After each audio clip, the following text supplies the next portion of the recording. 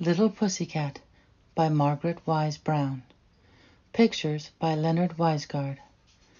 Originally published under the title Pussy Willow.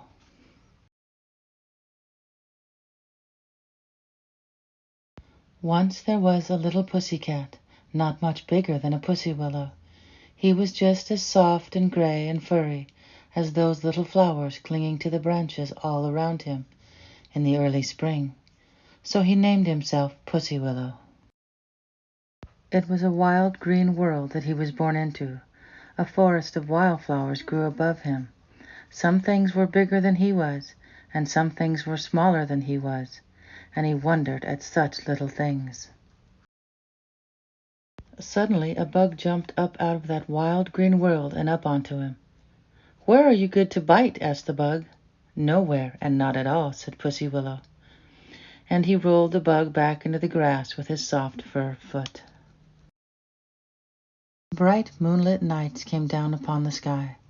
The peepers were peeping, and the tender buds and roots and wildflowers were a gentle smell on the warm night air.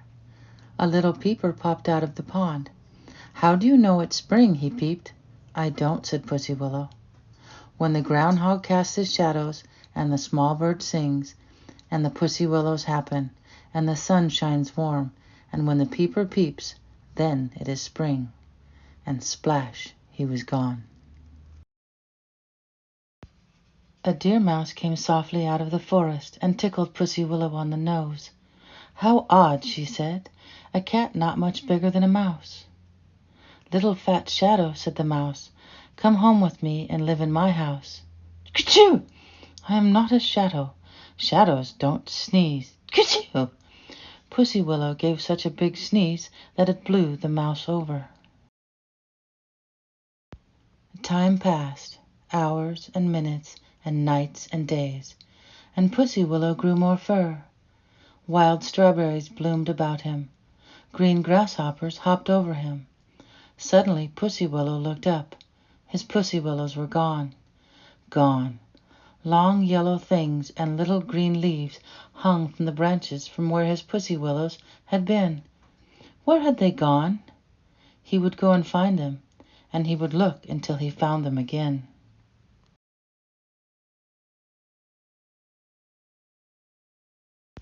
So off he went, through the moonlight and the starlight, and the thunder and the lightning, looking for his pussy willows. He searched through the day and the night, and the wind and the rain. Spring passed, and along came the first butterfly, and bumped bang into Pussy Willow with a soft and certain bang. "Out of my way! Out of my way!" said the butterfly. "Who are you, and what are you looking for?" Pussy Willow sat squarely on his tail. "Pussy Willows," he said, "did you ever see any gray fur flowers that look just like me?" "Up in the air, up in the air," said the butterfly. "Anything that anyone would look for is up in the air."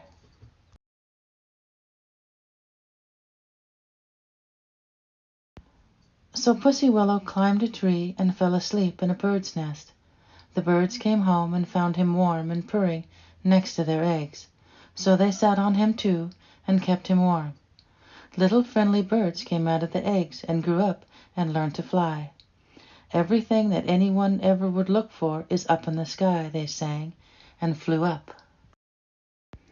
Pussy Willow climbed all around the treetops, but he never learned to fly.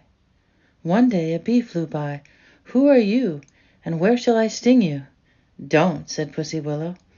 "But tell me, did you ever see any gray fur flowers that look just like me?" "Sassafras," says the bee. "Look in the garden." So Pussy Willow climbed down into the garden, and there he found cabbages and roses, scarecrows, poppies, and pink tiger lilies, but no pussy willows. He went up to a big fat cabbage. "Did you ever see any little gray fur flowers that looked just like me?" But this cabbage just sat there in great green silence and never said a word. Up popped a mole. "Anything that anyone would ever look for is always in a hole." "In a carrot," said the rabbit. "In a garden," buzzed the bee. "In a smell," sniffed the skunk. and the woodpecker pecked at a tree. Pussy Willow hunted through the moonlight and sunlight and down by the sea. There he met an old hermit crab. The hermit crab came snapping out of his shell, waving all his claws. "Shh," said the hermit crab. "Why do you walk by the sea?" "Psst," said Pussy Willow. "I walk where I please. But did you ever see any little gray fir flowers that look just like me?" "Scuttlefish," snapped the crab. "I see that you are a pussycat, and the beach is no place for pussycats, and the sea is full of fish, and if you are looking for flowers, all the beautiful ones are in the sea." The hermit crab snapped back into his shell and scuttled off sideways into the deep water. So Pussy Willow wandered through the purple asters and goldenrod and pearly everlastings, through blueberries and blackberries and raspberries. But he couldn't find his lost pussy willows. The wind began to blow. The leaves turned red and fell from the trees. Nuts fell on Pussy Willow's head, and apples dropped about him with a loud and sudden pop. Pussy Willow met a red squirrel hiding acorns. "Are you a nut?" asked the red squirrel. "What do you think?" said Pussy Willow. "Did you ever see a nut with whiskers and pointed ears and a switching tail?" "I am a cat looking for pussy willows." "Did you ever see any soft gray fir flowers that look just like me?" "Look under the leaves," said the red squirrel. "Everything that anyone would look for is always under the leaves." The air grew colder. Snow fell.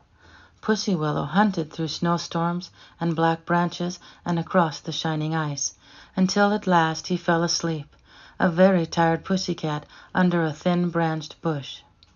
Pussy Willow took a cat nap, and while he was asleep something began to happen on the branches high above him. The sun shone warm, and he dreamed that there was a soft purring in the air around him. The groundhog came out of the ground, and when he saw the little cat in his shadow, thump! "Get out of my shadow," he said, and woke him up. Then all the birds began to sing. The red-winged blackbird, the meadowlark, and the bobolink whistled in the air.